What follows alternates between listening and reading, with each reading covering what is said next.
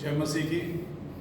आज प्रभु की स्तुति में हम मेथोडिस्ट हिम्नल बड़े गीत की किताब से गीत नंबर 219 गाएंगे। कीमती वायदा बाप ने दिया, जिससे खुश है मेरी जान।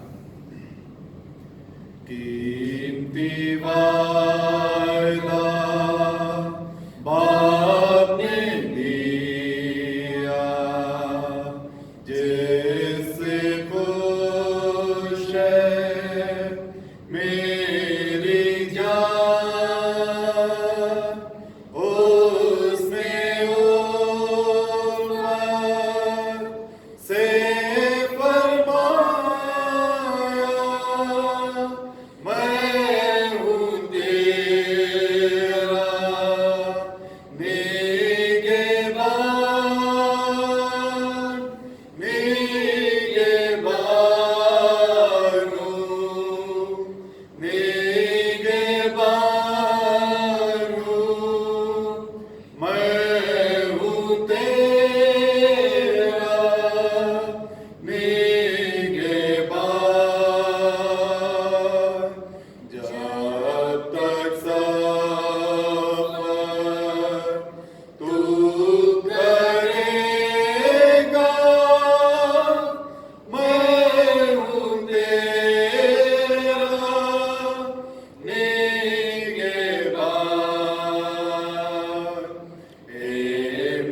इम्तिहान में जब मैं होता, जब मैं होता हिरासान, बात का खोलता याद आ जाता, मैं हूँ तेरा निगहबान,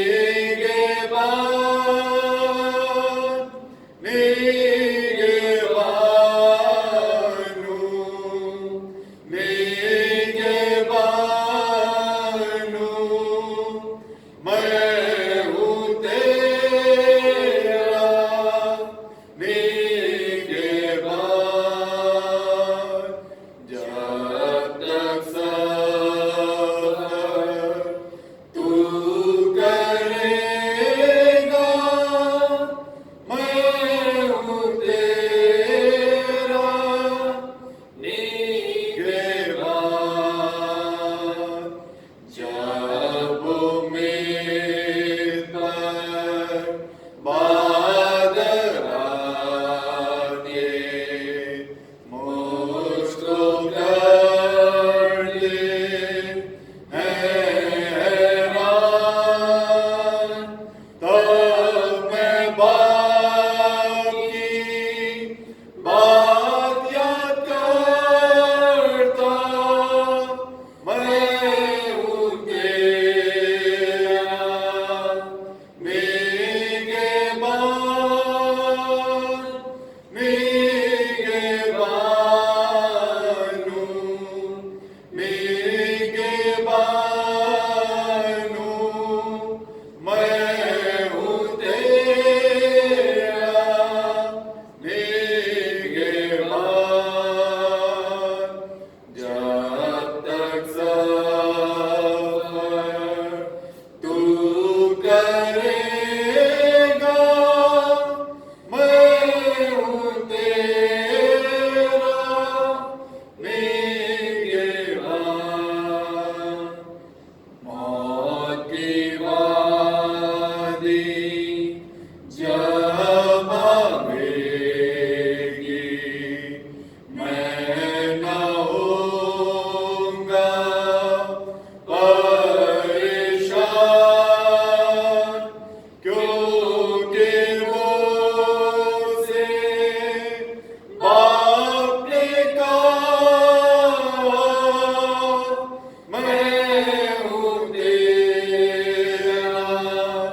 निगहबान,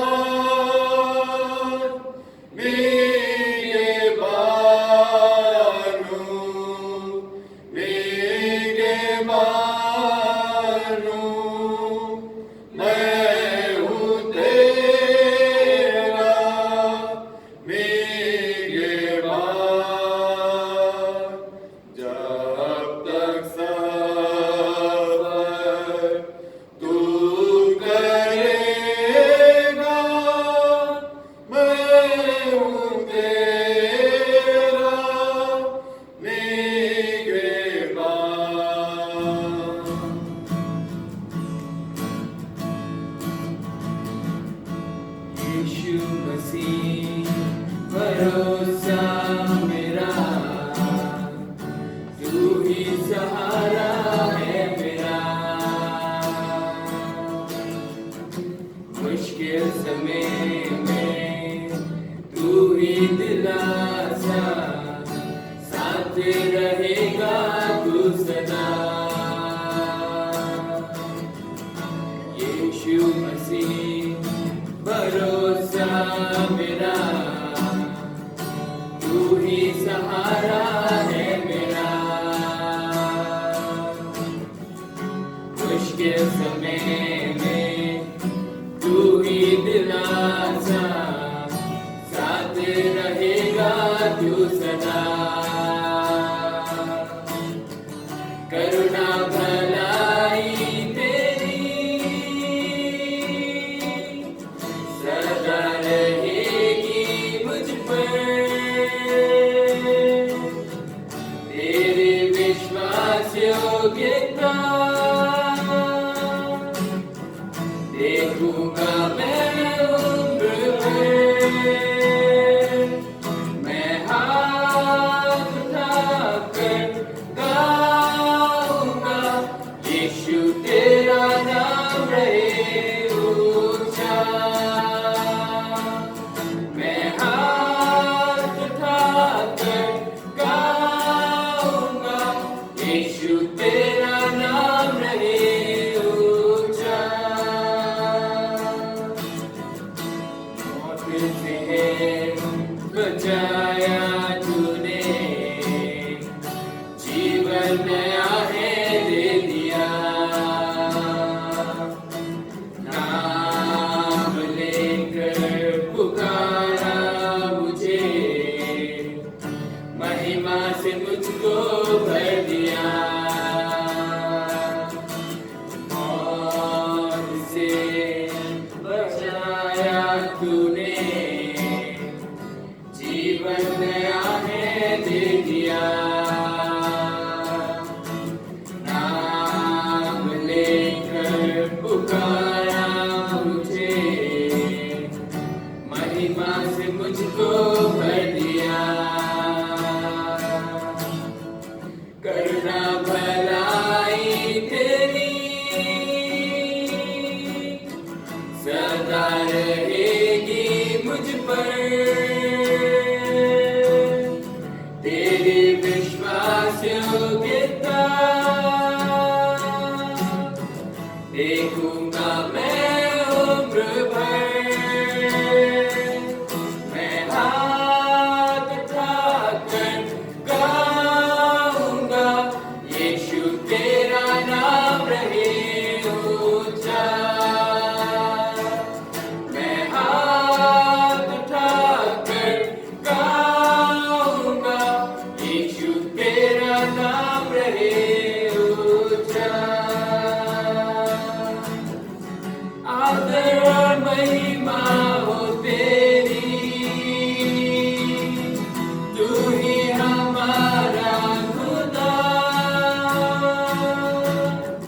पूरी हो तेरी मर्जी, आए तेरा राज यहाँ। आदर और महिमा हो तेरी, तू ही हमारा खुदा। पूरी हो तेरी मर्जी, तेरा राज हो यहाँ। करुणा भलाई तेरी सदा रहेगी मुझ पर, तेरे विश्वास योग्यता देखूंगा मैं उम्र भर। मैं हाथ उठाकर गाऊंगा, यीशु तेरा नाम रहे ऊंचा। मैं हाथ उठाकर गाऊंगा, यीशु तेरा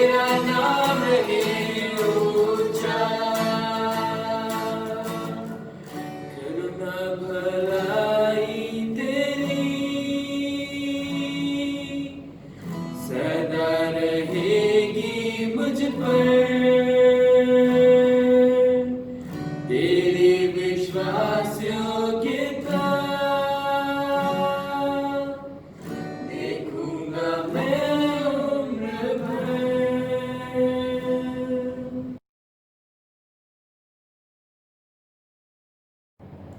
प्रभु यीशु मसीह के मधुर नाम में आप सब तक मेरा सलाम पहुँचे। परमेश्वर का धन्यवाद हो कि उसने हमें एक और मौका दिया कि हम एक दूसरे के साथ उसके कलाम की बात कर सकें, अपनी ज़िंदगियों पर गौर कर सकें।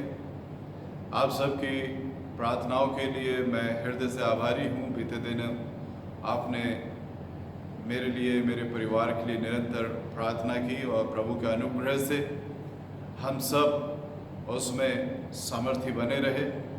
ज़रूर है कि एक कठिन समय था, पर परमेश्वर ने हम सबको संभाला। आपकी प्रार्थनाओं के लिए, आपके सहयोग के लिए मैं हृदय से आप सबका धन्यवाद देना चाहता हूँ। और विशेष रूप से मैं धन्यवाद देना चाहता हूँ अपने इस टीम के लिए, भाई स्टैंडली के लिए,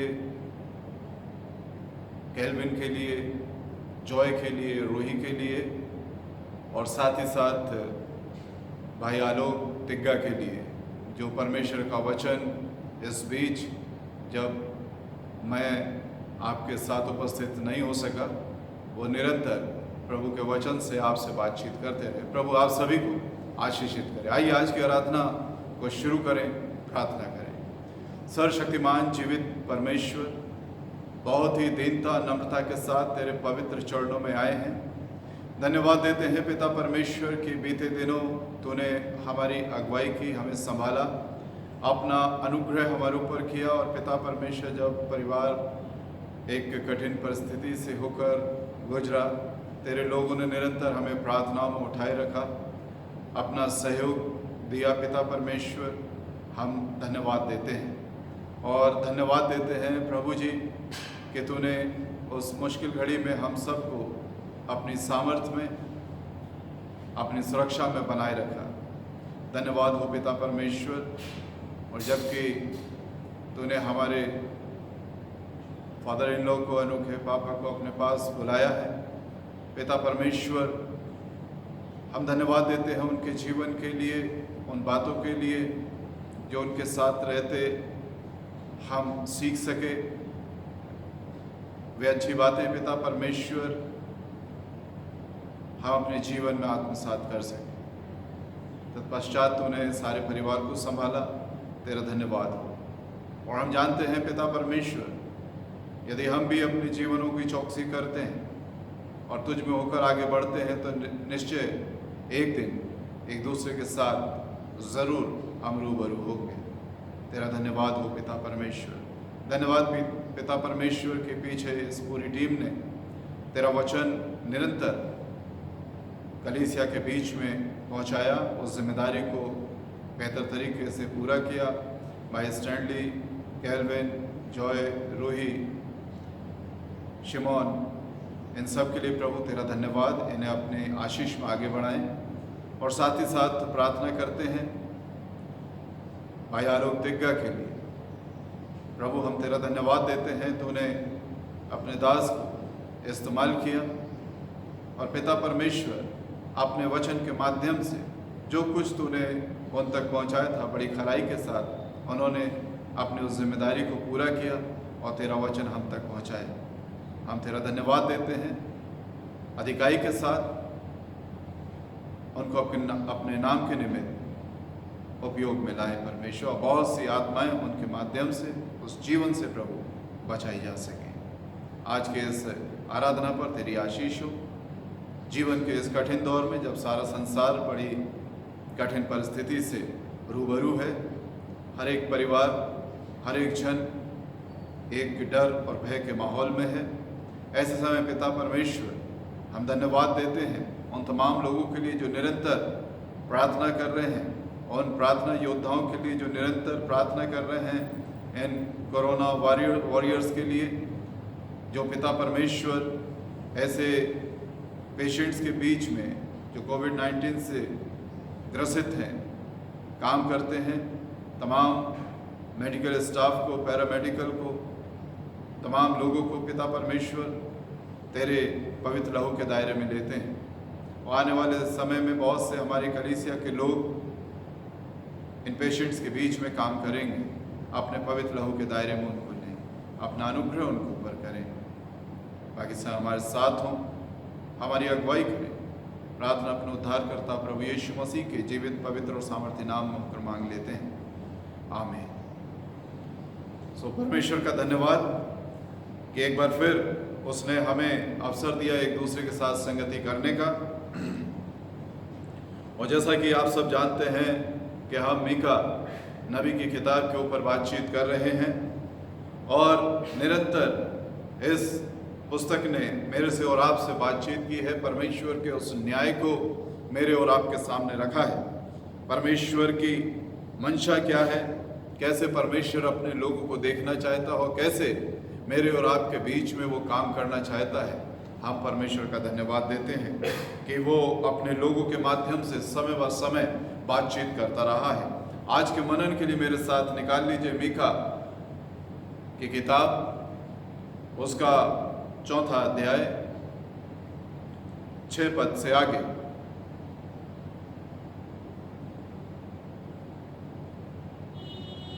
book of Micah 4th chapter verse 6 onwards. यहाँ इस प्रकार से परमेश्वर का वचन कहता है, यहोवा की ये वाणी है, उस समय मैं प्रजा के लंगड़ों को और जबरन निकाले हुओं को और जिनको मैंने दुख दिया है उन सब को इकट्ठे करूंगा और लंगड़ों को मैं बचा रखूंगा और दूर किए हुओं को एक सामर्थी जाति कर दूंगा।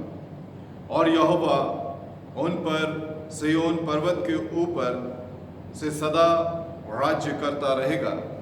ए देर के गुम्मट, ए सिय्योन की पहाड़ी, पहली प्रभुता अर्थात यरूशलेम का राज्य तुझे मिलेगा।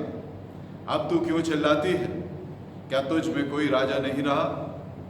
क्या तेरी युक्ति करने वाला नष्ट हो गया, जिससे जच्चा स्त्री के समान तुझे पीड़ा उठती है?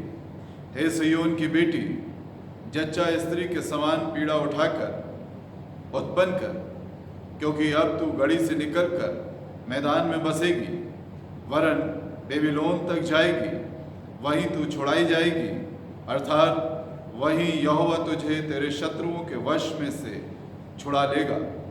अब बहुत सी जातियां तेरे विरुद्ध इकट्ठी होकर तेरे विषय में कहेंगी, सिय्योन अपवित्र की जाए और हम अपनी आंखों से उसको निहारें, परंतु वे यहोवा की कल्पनाएं नहीं जानते, ना उसकी युक्ति समझते हैं कि वे उन्हें ऐसा बटोर लेगा जैसे खलिहान में पूले बटोरे जाते हैं।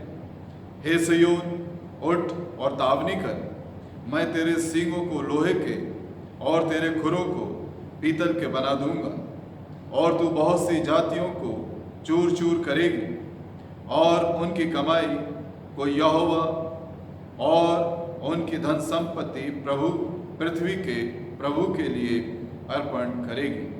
परमेश्वर अपने वचन के पढ़े और सुने जाने पर आशीष दे, आमीन। सुप्रियो, हमने देखा कि यहाँ एक बदलाव का संकेत हमें दिखाई देता है। और हम सब जानते हैं कि ये जो वक्त है, ये कठिन समय की ओर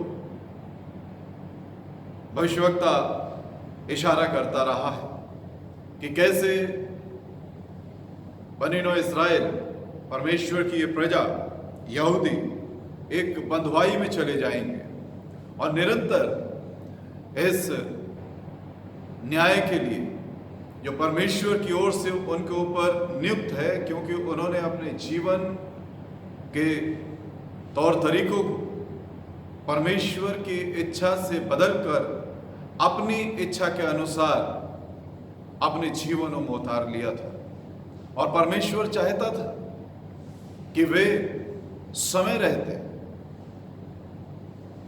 परमेश्वर के पीछे हो ले, अपने उस जीवन को त्याग कर, अपने उस जीवन पद्धति को छोड़कर वे परमेश्वर के बताए हुए मार्ग पर जो निरंतर वो इन भविष्यवक्ताओं के माध्यम से उस यहूदी जाति के बीच में बातचीत कर रहा है, और वे जाकर उन्हें बताते हैं कि परमेश्वर यूं कहता है, लेकिन उसके बावजूद भी हम पाते हैं कि वे अपने मन की कठोरता को, उस हठधर्मिता को छोड़ नहीं पाए, और एक ऐसा वक्त उनके सामने आ पहुंचा था जब यह सुनिश्चित हो चुका था कि अब वे बंधुआई में, अब वे एक कठिन समय में प्रवेश करने जा रहे हैं। लेकिन हम सब जानते हैं कि समय चाहे जैसा भी हो, कोई भी परिस्थिति हो, कितना भी पाप बढ़ जाए, निरंतर कुछ लोग हैं जो प्रार्थना रत रहते हैं, जिन्हें परमेश्वर के ऊपर भरोसा रहता है, जो निरंतर अपने इन लोगों के लिए प्रार्थना करते रहते हैं। और यदि ऐसा नहीं होता कि सारे के सारे उस पाप में पड़े होते, तो परमेश्वर कैसे मीका को चुनता, कैसे यशाया को चुनता, कैसे यर्मिया को चुनता, कैसे आमोस को चुनता, कैसे होशे को चुनता, कैसे योएल को चुनता, कैसे ओबद्याह को चुनता, कैसे जकरिया को चुनता, कैसे सपन्या को चुनता। और इस तरह से इन लोगों को परमेश्वर उन्हीं के बीच से चुनकर उनसे बातचीत करता रहा, ताकि वे परमेश्वर की बातचीत, अपने परमेश्वर की मंशा उनके जीवनों से क्या है, परमेश्वर क्या चाहता है उनके जीवनों से, और क्यों परमेश्वर उनसे नाराज है, किस कारण से नाराज है, वो उनके बीच में से इन लोगों को चुनकर बातचीत करता रहा। ये वे लोग थे जो निरंतर परमेश्वर के ऊपर भरोसा करते थे और चाहते थे कि लोग जाने और समझे, चाहे वे कितनी ही सकेती में क्यों ना हो। मीका बहुत सकेती में रहा, मारा पीटा गया। यर्मिया बहुत सकेती में रहा, मारा और पीटा गया।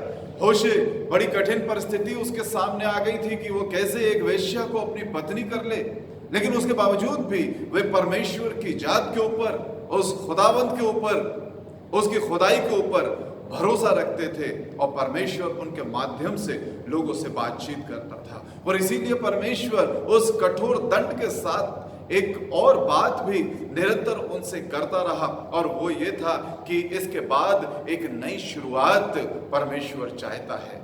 उन्हीं के बीच से एक नए युग का प्रारंभ परमेश्वर करेगा, एक नए समय का प्रारंभ उनके बीच से होगा। और वही संकेत आज की इस सुबह में मेरे और आपके सामने परमेश्वर का वचन रखना चाहता है, और वो ये है जो छठा पद कहता है, यहोवा की ये वाणी है, उस समय मैं प्रजा के लंगड़ों को और जबरन निकाले हुओं को और जिनको मैंने दुख दिया है उन सबको इकट्ठे करूंगा, और लंगड़ों को मैं बचाकर रखूंगा, और दूर किए हुओं को एक सामर्थी जाति कर दूंगा, और यहोवा उन पर सिय्योन पर्वत के ऊपर से सदा राज्य करता रहेगा। एक ऐसे समाज की ओर, एक ऐसे समुदाय की ओर, एक ऐसे झुंड की ओर परमेश्वर दृष्टि कर रहा है जो अपने आप में कमजोर पाया जाता है, जो अपने आप में अपरिपूर्ण है, जो अपने आप से अपनी चीजों को करने में पूर्णता असमर्थ है। उनके अंदर कोई साहस नहीं है, कोई उम्मीद नहीं है, कोई ऐसा नहीं है जो कि बहुत ही सामर्थी हो, जो उनको संभाल सके, जो उनको एकजुट कर सके, जो उनको फिर से खड़ा कर सके। वे अपने आप में मानो ऐसे पाते हैं जैसे कि कोई लंगड़ा व्यक्ति हो, जैसे कि कोई बड़ा दीनहीन, जिसे लोगों ने अपने बीच से, वचन कहता है कि जबरन निकाले हुए को, यानी कि जिन्हें समाज से बाहर धकेल दिया गया है, जिसे समाज से, समाज का बहिष्कार जैसे कि उनका कर दिया गया हो। ऐसे लोग जो अपने आप आगे बढ़ने में असमर्थ पाए जाते हैं, परमेश्वर जब इस ओर दृष्टि कर रहा है तो ये कौन लोग हैं जो इतने असमर्थ हो गए? ये कौन जाति है जो अपने आप में इतनी असमर्थ और इतनी असहाय पाई जाती है? प्रभु का वचन जो हम देखते हैं तो हम पाते हैं कि ये वे लोग हैं जिन्हें समाज के ऊंचे वर्ग ने, सामर्थ्य वर्ग ने, धनाढ्य वर्ग ने, उस उच्च वर्ग ने जबरन अपने पैरों तले कर रखा है, क्योंकि वे नहीं चाहते कि समाज में समरसता पाई जाए। वे नहीं चाहते कि ये सारा का सारा जो सिस्टम है वो सिस्टम एक बेहतर तरीके से काम कर सके। वे चाहते हैं कि ये जो सिस्टम है वो उनके तरीके से काम कर सके, जिसमें सिर्फ वे दिखाई दें, वे सामर्थ्य दिखाई दें, वे धनी दिखाई दें, वे उच्च दिखाई दें, वे कुलीन वर्ग दिखाई दे। और वो चाहते हैं कि ये जो दूसरा वर्ग है जो समाज का थोड़ा सा कमजोर है, अपने धन की वजह से, अपने एकजुटता की वजह से जो थोड़ा सा कमजोर, वो और कमजोर होता चला जाए। अजीजों, ये कहानी सिर्फ बाइबल के एक छोटे समाज की या थोड़े से लोगों की कहानी नहीं है। मैं ये कहना चाहता हूं कि सारी दुनिया में इस तरह के लोग, इस तरह की सोच, इस तरह की व्यवस्था पाई जाती है। समय रहते लोगों ने समझ लिया, समय रहते कुछ जगहों पर इस चीज को पा लिया गया कि समाज में जितने लोग हैं वे सब एक समान हैं। आज भी हम देख रहे हैं कि ना सिर्फ हमारे देश में इस तरह की घटनाएं घटित होती हैं जहां पर एक उच्च वर्ग और शोषित वर्ग को दबाता है, कुचलता है, अत्याचार करता है। आज अमेरिका में उस व्यक्ति फ्लॉयड की मृत्यु के पश्चात जो भयंकर उत्पात मचा हुआ है, सड़कें,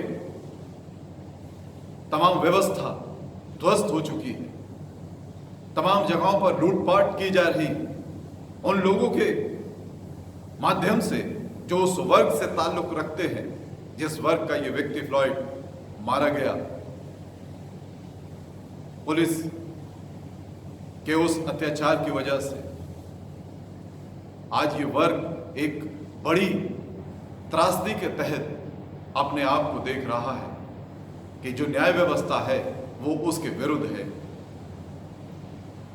हम पाते हैं कि ना सिर्फ तब, लेकिन तब से लेकर आज तक जब हम इस समाज को बड़ा सभ्य समाज कहते हैं, जब हम आज के समाज को बड़ा पढ़ा लिखा समझदार समाज कहते हैं, जहां पर हम ये कहते हैं कि हम उस बर्बर मध्ययुगीन समय से आगे निकल आए हैं, क्या आज वो दिखाई नहीं देता है? आज क्या मनुष्य ने अपने स्वार्थ की वजह से सारी दुनिया को एक बड़े महा रोग में, महात्रासदी में नहीं धकेल दिया है?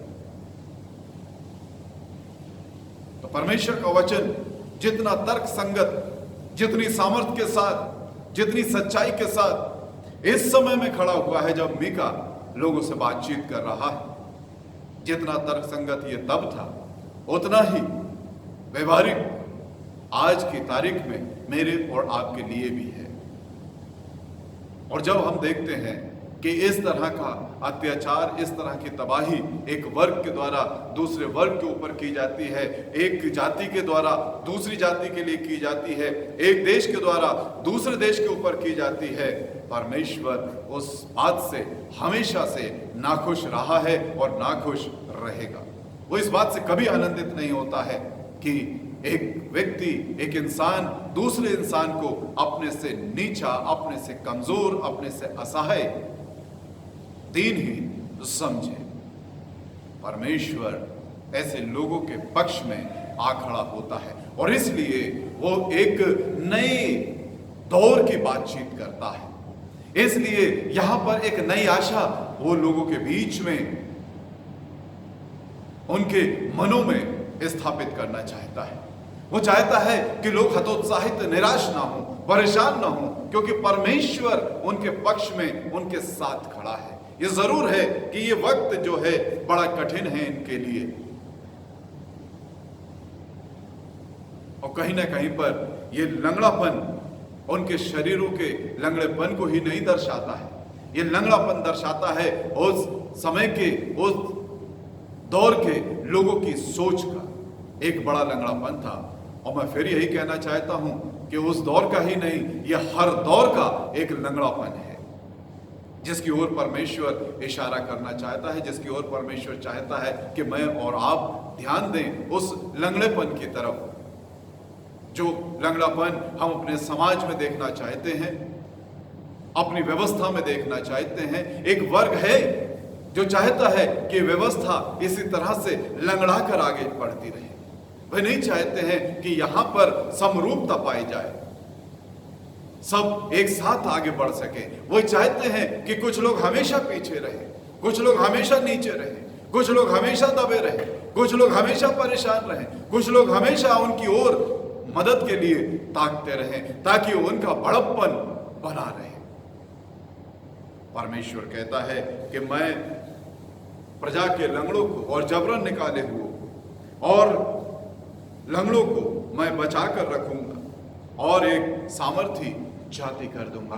परमेश्वर के स्वभाव में है कि जो गलत है, जो खराब है, जो टूटा हुआ है, जो बेडौल है, जो बेरूप है, जो असहाय है, जो सुंदर नहीं है, उसको वो एक सुंदर रूप दे।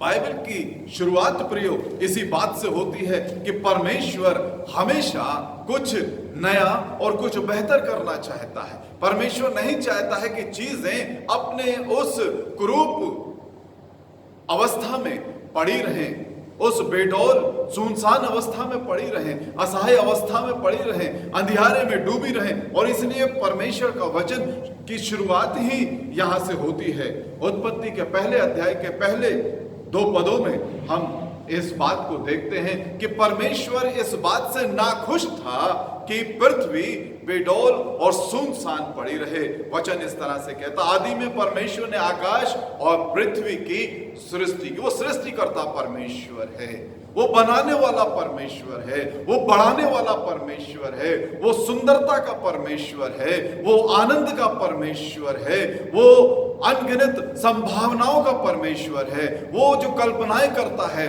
वो जो योजनाएं करता है, वो हमारे भले की होती हैं। निरंतर परमेश्वर का वचन हमसे इस तरह की बातचीत करता रहता है। वो पृथ्वी की सृष्टि की, पृथ्वी बेडौल और सुनसान पड़ी थी, गहरे जल के ऊपर अंधियारा था तथा परमेश्वर का आत्मा जल के ऊपर मंडराता था। परमेश्वर का आत्मा जल के ऊपर यूं ही नहीं मंडराता था, वो एक योजना बन रही थी।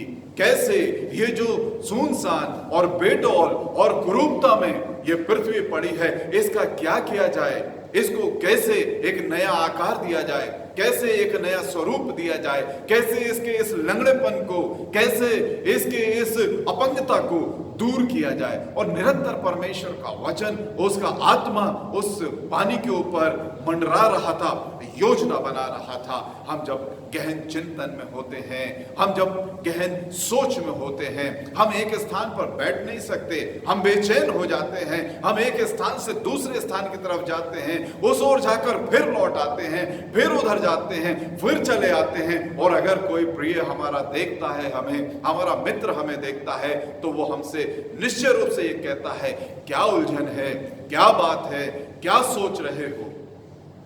और इसलिए परमेश्वर का वचन, परमेश्वर का आत्मा उस पानी के ऊपर मंडराता रहता था। वो एक गहन चिंता में था, कैसे इस कुरूपता को दूर किया जाए, कैसे इसे एक नया रूप दिया जाए। वो नया रूप कैसा होगा, वो योजनाएं वो परमेश्वर का आत्मा बना रहा था। और उस योजना के तहत हम पाते हैं कि उसने अपना वचन वहां पर भेजा और उस वचन के माध्यम से एक नई सृष्टि की वहां पर रचना हम देखने पाते हैं। परमेश्वर निरंतर इस नए फन की बात मेरे से और आपसे करता रहा है। परमेश्वर कहीं पर भी निष्क्रिय रूप से मेरे और आपके सामने बाइबल में नहीं पाया जाता है। परमेश्वर निरंतर कुछ ऐसा सोचता रहता है, कुछ ऐसा करता रहता है कि मेरा और आपका जीवन एक नए रूप से आगे बढ़ सके। यशाया 11वें अध्याय में परमेश्वर का वचन एक नई संभावना की बात कर रहा है, और वो संभावना ये है, तब यशाया के ठूंठ से एक डाली फूट निकलेगी और उसकी जड़ से एक शाखा निकलकर फलवंत होगी। एक शाखा निकलकर फलवंत होगी। वो ना सिर्फ निकलेगी, ना सिर्फ अंकुरण होगा, ना सिर्फ उसमें पत्ते दिखाई देंगे, ना सिर्फ एक बढ़वार होगी, ना सिर्फ उसमें फूल होंगे, बल्कि वो फलवंत होगी। परमेश्वर हमें इस संसार में ना सिर्फ आगे बढ़ते हुए देखना चाहता है, ना सिर्फ कुछ चीजों में आगे बढ़ते हुए देखना चाहता है, लेकिन वो चाहता है कि मैं और आप फलवंत हों। और फलवंत होने का मतलब, अगर हम जानना चाहते हैं, तो फलवंत होने का मतलब यह है कि मेरा जीवन ऐसा हो जिससे कि इस संसार के लोग, ये संसार उससे तृप्त किया जाए। पेड़ में जब फल होते हैं तो फल वहां पर लगे नहीं रहते हैं। वे फल लोगों को सिर्फ मानसिक सुख नहीं देते, वे फल लोग अपने खाने के लिए इस्तेमाल करते हैं कि ना सिर्फ वो मानसिक सुख मिले, लेकिन उनके शरीरों को उससे बल भी प्राप्त हो। परमेश्वर चाहता है मैं और आप जो परमेश्वर पर भरोसा रखते हैं, जो उससे प्यार करते हैं, जो उसके विश्वास में बने रहते हैं, मेरा जीवन लोगों के मनों को ही आनंदित करने वाला ना हो। हम सिर्फ बात से लोगों के मन को बहलाने वाले ना हो, लेकिन मैं और आप इस संसार में उनको जीवन प्रदान करने वाले हो, उनको सामर्थ्य प्रदान करने वाले।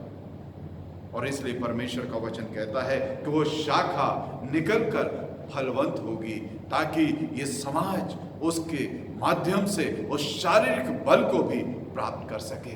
देखिए कितनी बड़ी जिम्मेदारी परमेश्वर का वचन अपने लोगों के जीवनों में डालना चाहता है और देखना चाहता है। कितने बड़े सुख की अनुभूति होती है एक किसान को जब वो किसी पेड़ को लगाता है। वो बहुत आनंदित होता है जब वो बीज उस अंकुरण के रूप में बाहर आता है। वो बहुत आनंदित होता है जब वो बढ़ता है और उसमें शाखाएं निकलती हैं। वो बड़ा आनंदित होता है जब वो पत्तों से भर जाता है और एक छायादार वृक्ष के रूप में भी जाना जाता है। लेकिन वो बहुत ज्यादा आनंदित होता है जब उसमें फल आते हैं। तब जाकर उस किसान को महसूस होता है, वो ये जानने पाता है कि उसकी मेहनत सफल हो गई। अजीजों, मेरा और आपका बढ़ना एक आनंद का कारण हो सकता है, लेकिन परमेश्वर के लिए बड़ी संतुष्टि का कारण वो तभी होगा जब मेरा और आपका जीवन एक फलवंत जीवन हो, जिससे दूसरे लोग आनंदित हों, जिससे दूसरे जीवन तृप्त हो जाए। मेरा अपने आप में बढ़ना ठीक है, लेकिन मेरे बढ़ने के द्वारा दूसरे लोग भी बढ़े, वो परमेश्वर के लिए आनंद और संतुष्टि का कारण होगा। इसलिए परमेश्वर निरंतर सोच में रहता है कैसे ये सारा काम होगा। उसका आत्मा बेचैन रहता है। देखिए, हमने उस पहले अध्याय में उत्पत्ति के पहले दूसरे पद में इस बात को देखा कि कैसे परमेश्वर का आत्मा विचरण कर रहा था। अब परमेश्वर का आत्मा और विचरण कर रहा है और किसी की ओर देखना चाहता है। और यहां पर कहता है यहोवा का आत्मा बुद्धि और समझ का आत्मा और युक्ति और पराक्रम का आत्मा और ज्ञान और यहोवा के भय का आत्मा उस पर ठहरा रहेगा। और यहाँ इस 11वें अध्याय में हम पाते हैं कि एक नए संसार की परिकल्पना हमें दिखाई देती है। एक नया दृश्य मेरे को और आपको दिखाई देता है। और लिखा है कि जब इस आत्मा के अनुसार यहां पर काम होगा तो लिखा है, और उसको यहोवा का भय सुगंध सा भाएगा।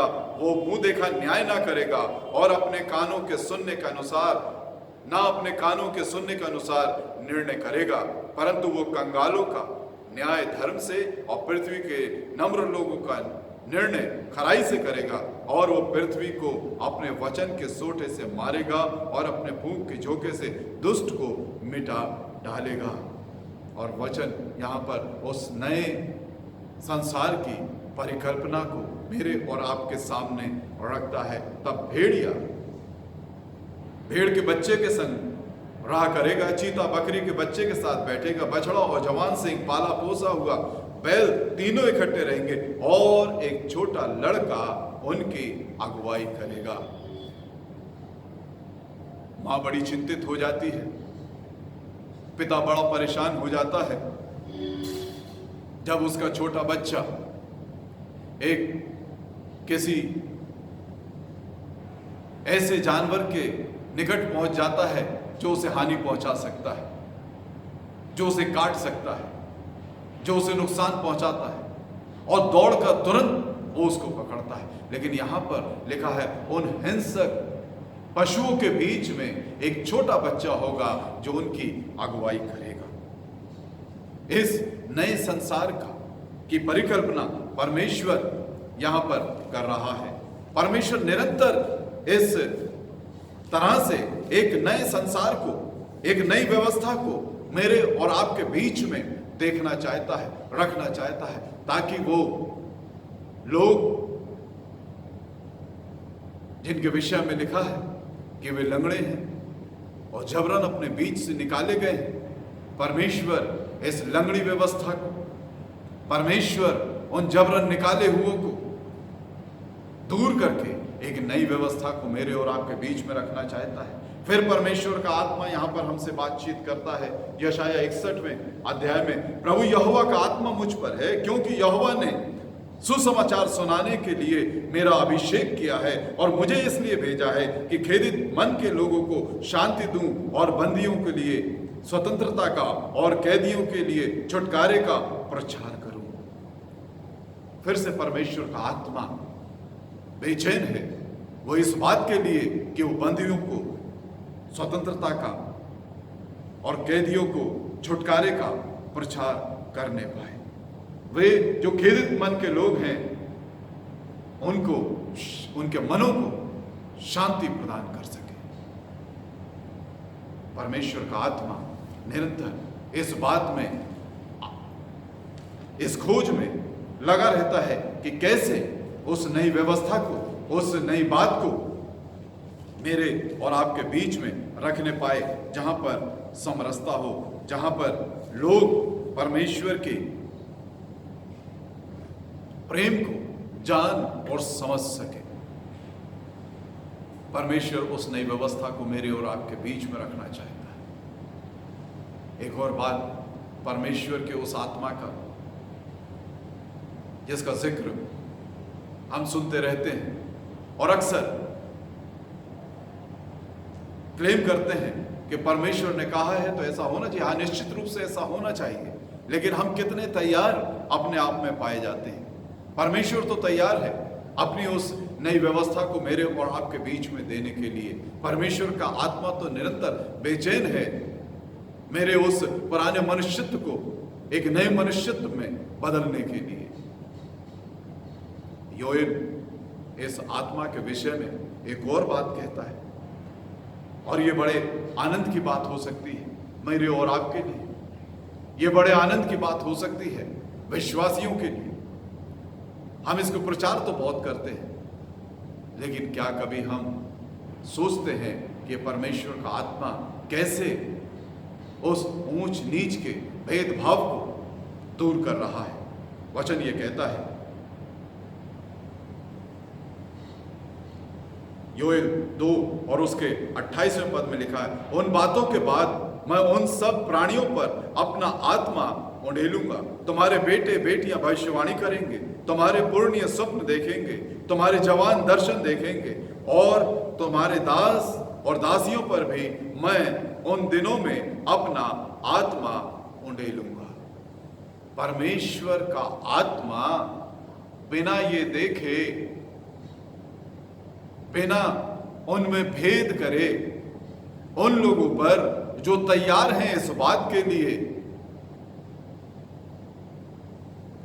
अपना आत्मा उंडेलने को तैयार है। आज भी हमारे समाज में और ज्यादातर दुनिया के हिस्सों में एक बड़ा भेद पाया जाता है, और वो भेद ये है बच्चों के बीच में कि हम सोचते हैं कि हमारे परिवार की जो जिम्मेदारी है वो बेटा अपने कंधों के ऊपर लेगा।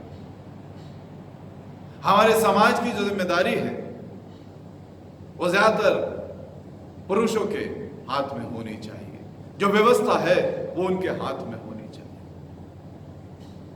यहां परमेश्वर का वचन उस भेद को भी, उस ऊंच नीच को खत्म कर रहा है, और वो कहता है तुम्हारे बेटे बेटियां भविष्यवाणी करेंगी। यानी कि जो तैयार है।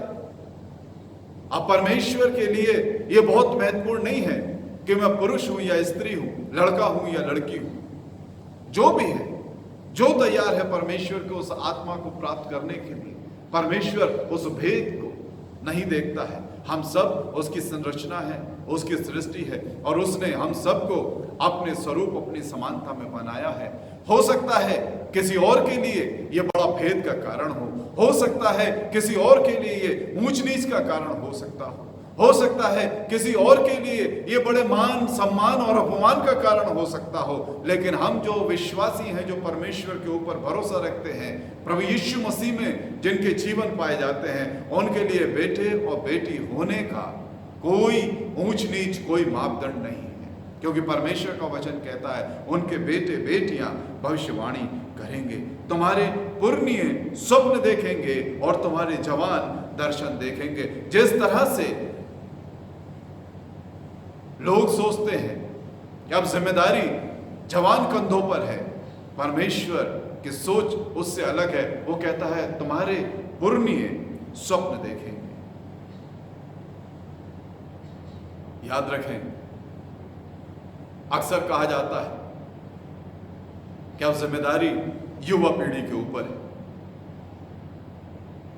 मैं कहता हूं कि परमेश्वर जब चाहे, जिस समय चाहे, इस जिम्मेदारी को किसी के भी कंधों पर डाल सकता है। मत भूलें कि 80 साल का मूसा नेतृत्व करने पाया परमेश्वर का अनुग्रह से उस 400 साल की बंधुआई से बाहर लेकर आ गया इस्राएली जाति को। तो वो कंधे कोई जवान कंधे नहीं थे, वो 80 साल का एक व्यक्ति था जो अपने आप में शायद ये सोच रहा था अब जीवन समाप्ति की ओर है, अब मेरे जीवन का कोई अर्थ नहीं रह गया है। लेकिन परमेश्वर ने उस अवस्था में उसको नेतृत्व प्रदान किया। तो भेदभाव परमेश्वर नहीं करता। हम जब तैयार हो जाए, जहां से तैयार हो जाए, परमेश्वर अपनी जिम्मेदारी मेरे को, आपको देने को तैयार है। और कहां ऐसा होगा? हम तो अच्छे खासे लोगों को दास बनाने पर तुल जाते हैं। हम तो अच्छे खासे लोगों को अपने पैरों को नीचे रखना चाहते हैं। हम तो अच्छे खासे लोगों को अपने से बहुत नीचे देखना चाहते हैं। लेकिन परमेश्वर का वचन यहां पर उस भेद को भी मिटाना चाहता है और कहता है तुम्हारे दास और दासियों पर भी मैं उन दिनों अपना आत्मा उंडेलूंगा। अर्थात तुम्हारे दास और दासी भी तुम्हारे समकक्ष आ जाएंगे। जो दर्शन, जो स्वप्न, जो भविष्यवाणियां तुम लोग करोगे, वही तुम्हारे दास और दासियां भी करने पाएंगे। यानी कि वो तुम्हारे पैरेलल हो जाएंगे, तुम्हारे समान हो जाएंगे। और परमेश्वर इसी समानता को मेरे और आपके जीवन में देखना चाहता है। इसीलिए वो मीका को एक बड़ा आनंद का ये वचन कहता है कि ये लोगों तक पहुंचा। वे जो लंगड़े हैं मानसिक रूप से, वे जो लंगड़े हैं आत्मिक रूप से, वे जो लंगड़े हैं सामाजिक रूप से, वे जो लंगड़े हैं अपने जीवनों को बेहतर तरीके से समझ पाने में, उनसे कहे कि मैं उनसे एक सामर्थी, एक बलवंत जाति के रूप में उन्हें खड़ा कर दूंगा। तैयारी मेरे को और आपको करनी। परमेश्वर तो तैयार है, परमेश्वर तो तैयार है इस बात के लिए, और हमेशा से तैयार है एक नई शुरुआत करने के लिए। लेकिन क्या मैं अपने आप में उस साहस को, उस तैयारी को देखने पाता हूं या नहीं? अगर हम तैयार नहीं हैं तो ये निश्चित जाने कि परमेश्वर भी मेरे और आप में ज्यादा इंटरेस्टेड नहीं होगा। तैयारी मेरी और आपकी पूरी होनी चाहिए। हम जो विश्वासी कहते हैं, हम जो अपने आप को आत्मिक रूप से सजग पाते हैं, क्या तैयारी मेरे और आपकी? अगर हम तैयार नहीं होते तो निश्चित जानिए कि फिर हम परमेश्वर के उस महासभा के योग्य नहीं हैं। तो हमारी तैयारी में वो कमी पाई जाती है। तो परमेश्वर भी अपनी भाषा को थोड़ा सा तल्ख कर देता है। मत्ती रचित सुसमाचार के 22वें अध्याय में एक दृष्टांत प्रभु यीशु मसीह करते हैं। पहले पद से हमें यह दृष्टांत देखने को मिलता है, और यहां पर लिखा है कि दूसरे पद से आगे, स्वर्ग का राज्य उस राजा के समान है जिसने अपने पुत्र का विवाह किया। और हम सब जानते हैं इसके आगे क्या कुछ जिक्र है कि उसने तमाम उस अपने राज्य के कुलीन लोगों को, उच्च वर्ग के लोगों को तैयार किया, और बहुत से लोग थे जिन तक ये निमंत्रण पहुंचाया गया। लेकिन लिखा है कि कुछ लोगों ने अलग अलग तरीके के वहां पर बहाने बनाए कि मैं अपने बैलों को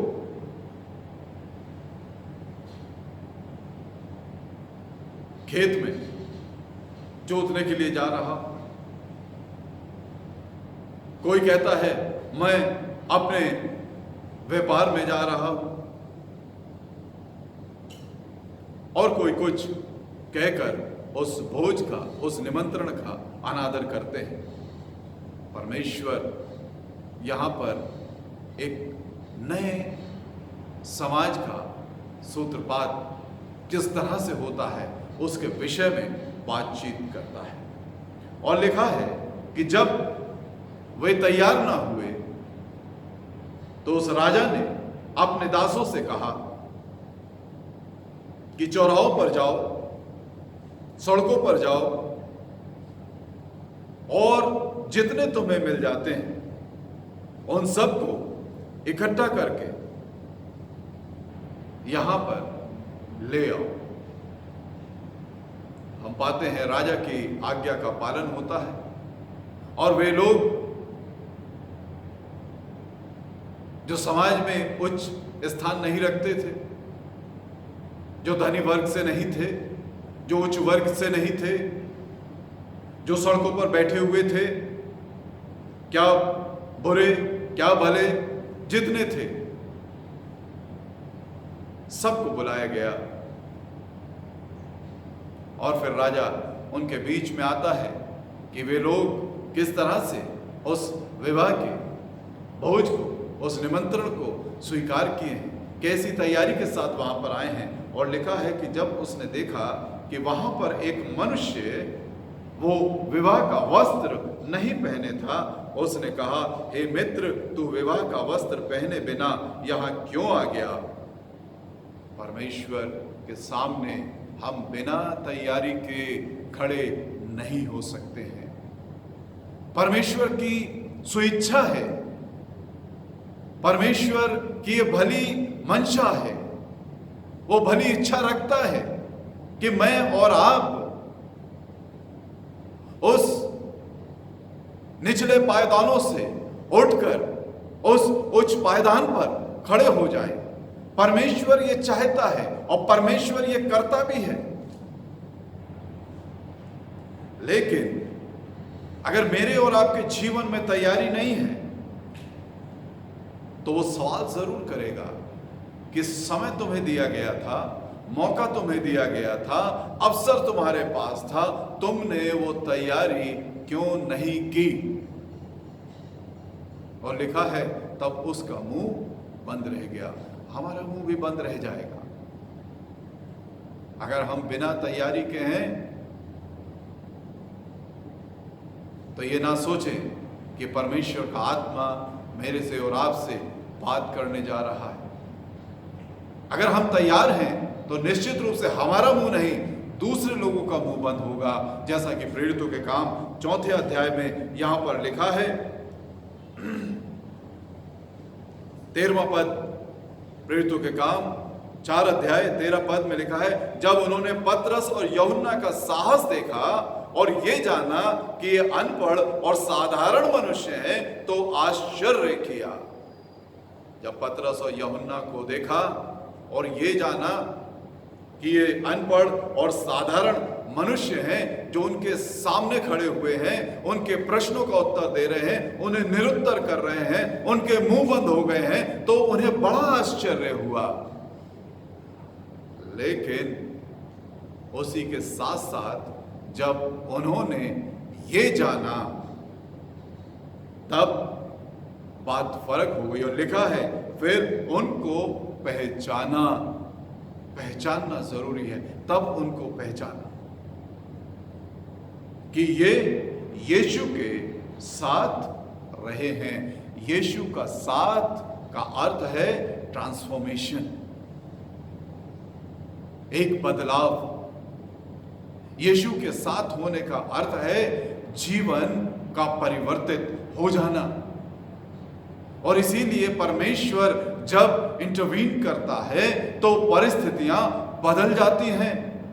वे जो मानसिक रूप से लंगड़े थे, वे जो आत्मिक रूप से लंगड़े थे, वे जो सामाजिक रूप से लंगड़े थे, वो जो राजनीतिक रूप से लंगड़े थे, परमेश्वर जब उनके बीच में आ गया तो मीका से कहता है वे ना डरें क्योंकि मैं उनसे एक सामर्थी जाति बनाऊंगा। और परमेश्वर निरंतर सारे वचन में हम इस बात को देखें, परमेश्वर एक बदलाव लाने वाला परमेश्वर है। वो मेरे और आपके जीवन में बड़े बदलावों को देखना चाहता है। और ना सिर्फ अब लेकिन इससे आगे भी एक बदलाव का जिक्र मेरे और आपके सामने परमेश्वर का वचन रखता है और वो बदलाव हमें दिखाई देता है। प्रकाशित वाक्य 21वें अध्याय में लिखा है, फिर मैंने नए आकाश और नई पृथ्वी को देखा क्योंकि पहला आकाश और पहली पृथ्वी जाती रही थी और समुद्र भी ना रहा। नया आकाश, नई पृथ्वी। एक बार फिर से परमेश्वर एक नई शुरुआत करने पर है और इसलिए मीका के माध्यम से वो ये शुभ संदेश लोगों तक पहुंचाना चाहता है जो हतोत्साहित हो रहे थे, घबरा रहे थे, डर रहे थे कि पीड़ा की ये घड़ी, संकट की ये घड़ी कब टलेगी, कैसे जाएगी। और परमेश्वर अपने दास के माध्यम से उनसे ये कहना चाहता है, मत डरो, मैं तुमसे जो कमजोर हो एक नई बड़ी सामर्थी जाति खड़ी कर दूंगा। मित्रों, ये समय भी बड़े संकट का है। निश्चित रूप से कुछ एक मुट्ठी भर लोगों को छोड़ दिया जाए तो शायद ही इतना बड़ा संकट मानव इतिहास में अपने जीवन काल में किसी व्यक्ति ने देखा होगा। और जिन्होंने देखा भी होगा तो आज वो शायद इस अवस्था में ना हो कि वो उसे सही से स्मरण कर सके। एक बड़े उथल पुथल का दौर है। कोई नहीं जानता कि क्या होने जा रहा है, कोई नहीं जानता कि इसका समाधान क्या है। लेकिन इन सब के बीच में भी एक बात निश्चित है, एक बात तय है कि हमारा परमेश्वर इन सब परिस्थितियों को बदलने की सामर्थ्य रखता है। ये निश्चित है कि परमेश्वर इस दौर में भी अपने लोगों के माध्यम से लोगों से बातचीत कर रहा है। इस दौर में भी नई संभावनाएं, परमेश्वर के लोग जब परमेश्वर का आत्मा उनसे बातचीत करता है तो वो नई संभावनाओं को देखने और समझने पाते हैं। इसलिए हतोत्साहित होने की, घबराने की, चिंतित होने की जरूरत नहीं है। प्रार्थना की जरूरत है, समर्पण की जरूरत है, परमेश्वर पर विश्वास करने की जरूरत है, क्योंकि परमेश्वर उन पुरानी चीजों को बदलकर एक नई व्यवस्था को, एक नए समाज को, एक नई जाति को खड़ी करने की सामर्थ्य अपने भीतर और रखता है। इन समयों में वचन में हमने पाया कि परमेश्वर का आत्मा बेचैन हो उठता है, वो योजनाएं बनाता है, कैसे मैं इस पुरानी पड़ चुकी व्यवस्था को, इस कुरूप बेडौल जिसमें कोई रूप नहीं है, उस पृथ्वी को एक नया स्वरूप दूं। निश्चित रूप से इस समय भी परमेश्वर का आत्मा अपने बहुत से लोगों के माध्यम से कुछ ना कुछ बातचीत कर रहा है, और बहुत जल्द एक नया समाधान परमेश्वर अपने लोगों के माध्यम से मेरे और आपके बीच में लाएगा। इसलिए ढांढस बांधें, हिम्मत रखें, प्रार्थना करते रहें, एकजुट रहें, एक दूसरे को उत्साहित करते रहें, क्योंकि हमारा परमेश्वर नई संभावनाओं का परमेश्वर है। आइए प्रार्थना करें। सर्वशक्तिमान जीवित परमेश्वर, सब कुछ को नया कर देने वाले प्रभु, इस सुंदर समय में तेरे उस प्रेम के लिए, तेरी उस दया के लिए हम तेरा धन्यवाद देते हैं कि आज इस समय तक हम तुझ में सकुशल और सुरक्षित पाए जाते हैं, अपने परिवारों, अपने मित्रों के साथ। और इससे बड़ी भलाई और क्या हम देख सकते हैं। तेरा धन्यवाद हो पिता परमेश्वर। और इस समय में हम उन तमाम लोगों को स्मरण करते हैं प्रभु, जो घबराए हुए हैं, डरे हुए हैं, भयभीत हैं। प्रभु जी, तुझ में होकर वे साहस बटोरें, तुझ में होकर पिता परमेश्वर नए सिरे से अपने जीवन को समर्पित करते हुए अपने जीवन में आगे बढ़े। हम प्रार्थना करते हैं तमाम अपने उन प्रियों के लिए प्रभु जी, जो इस समय में इस कोविड-19 में ड्यूटी पर हैं। हमारी कलीसिया के बहुत से लोग, बहनें और भाई अलग अलग तरीके से प्रभु अलग अलग जगहों पर इन पेशेंट्स के बीच में काम कर रहे हैं। उन तमाम डॉक्टर्स के लिए, नर्सिंग स्टाफ के लिए और तमाम दूसरे हॉस्पिटल एम्प्लॉयज़ के लिए जो हमारी कलीसिया के हैं और तमाम दूसरी जगहों के हैं प्रभु, उन सबों को तेरे हाथों में देते हैं और बार बार तुझसे यही प्रार्थना करते हैं प्रभु, हमसे दुगनी सुरक्षा अपने पवित्र लहू के दायरे में रखकर उन्हें प्रदान करें, ताकि वे बेखौफ होकर अपनी उस ड्यूटी को पूरा करें और कि खुदावंद साहस के साथ, समर्पण के साथ उस जिम्मेदारी को पूरा करें जो तूने इस संसार में उन्हें सौंपी।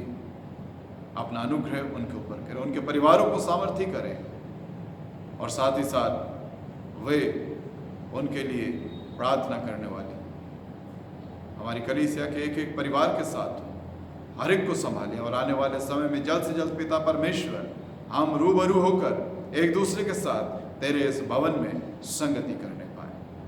प्रार्थना प्रभु यीशु मसीह के जीवित, पवित्र और सामर्थ्य नाम में होकर मांग लेते हैं, आमीन। परमेश्वर का धन्यवाद कि आज एक बार फिर से मेरे और आपके पास समय है कि हम उस ब्यारी में, उस भोज में सम्मिलित हों जो प्रभु यीशु मसीह ने इस संसार में रहते हुए अपने शिष्यों के साथ उनको दी, उस लहू और अपने बदन के माध्यम से, ताकि वे उसमें बने रहें। आप जो तैयार हैं मेरे साथ दुआ में बने रहें और मैं एक बार फिर प्रार्थना करता हूं, अनुरोध करता हूं परिवार के बड़े सदस्य से, जो भी हों, माता या पिता या बड़ा भाई या बहन अपने परिवार के साथ बैठें, तैयारी के साथ बैठें सुबह आराधना में। और जब ये विधि पढ़ी जाती है प्रभु भोज की, उस समय में किसी भी तरह की रोटी और कोई भी पेय, रूह अफ़ज़ा हो, रसना हो या द्राक्षसव हो, उसको वितरित करें प्रार्थना के साथ और प्रभु भोज के रूप में उसे स्वीकार करें। मैं फिर अनुरोध करता हूँ कि तैयारी के साथ बैठें, पूरे समर्पण के साथ बैठें, पवित्रता का ध्यान रखें, शुद्ध मन और तन के साथ परमेश्वर के उपस्थिति में आए और इस प्रभु भोज की विधि में सहभागी हों। आइए हम इसमें आगे बढ़ें। ऐ खुदावंद मुकद्दस बाप, कादर मुतलक और हमेशगी के खुदा, यह बहुत लायक और मुनासिब बल्कि हमारा फ़र्ज़ मनसबी है कि हम हर वक्त और हर जगह में तेरा शुक्र करें। आप शामिल हो सकते हैं इसमें, इसलिए हम फरिश्तों और मुकर्रब फरिश्तों और आसमान की बड़ी जमायतों के साथ तेरे बुजुर्ग नाम की हम्दो सना करते और सदा तेरी सिताइश करके कहते हैं, कुद्दूस कुद्दूस कुद्दूस खुदावंद रब्बुल अफ़्फ़ाज़, आसमान और ज़मीन तेरे जलाल से मामूर है। आए खुदावंद ताला, तुझको सिताइश हो। आमीन। आए कादर मतलब खुदा, हमारे आसमानी बाप, तूने अपनी बड़ी कमाल रहमत से अपने इकलौते बेटे यीशु को मसलूब होने को दे दिया और उसने आप मसीह को हमारी खलासी के लिए अपने तय कफ़ारे में देकर तमाम दुनिया के लिए एक पूरी कामिल और काफ़ी कुर्बानी गुजरानी। और उसने इस रस्म को मुकर्रर करके अपनी पाक इंजील में ये हुक्म दिया कि हम उसकी बेशकीमत मौत की यादगारी में इस रस्म को जब तक कि वो फिर ना आए मानते रहें। हम फिरौतनी से तेरी मिन्नत करते हैं कि हमारी सुन और बख्श दे कि हम अपने निजात दहिंदा खुदावंद यीशु मसीह के दुख और मौत की यादगारी में ये रोटी और मैं खा पी कर उसके कमाल मुबारक बदन और लहू से फ़ायदा हासिल करें।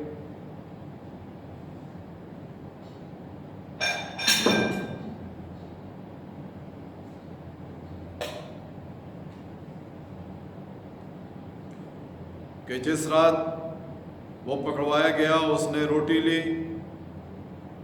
और शुक्र करके तोड़ी और अपने शागिर्दों को देकर कहा, लो खाओ, ये मेरा बदन है जो तुम्हारे लिए दिया जाता है, तुम मेरी यादगारी के लिए यही किया करो।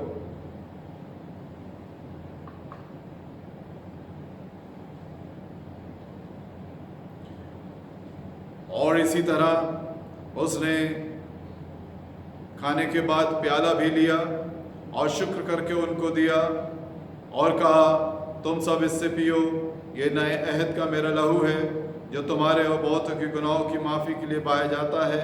जब जब तुम उसे पियो, मेरी यादगारी के लिए पिया करो।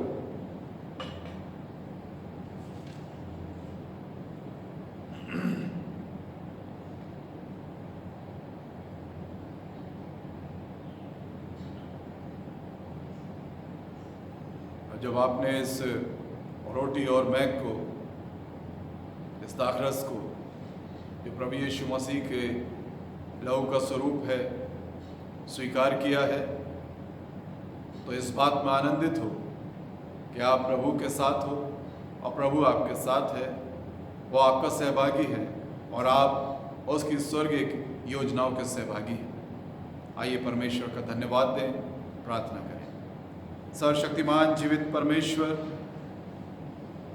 प्रभु यीशु, धन्यवाद धन्यवाद धन्यवाद अपने बदन और अपने लहू को हमें देने के लिए।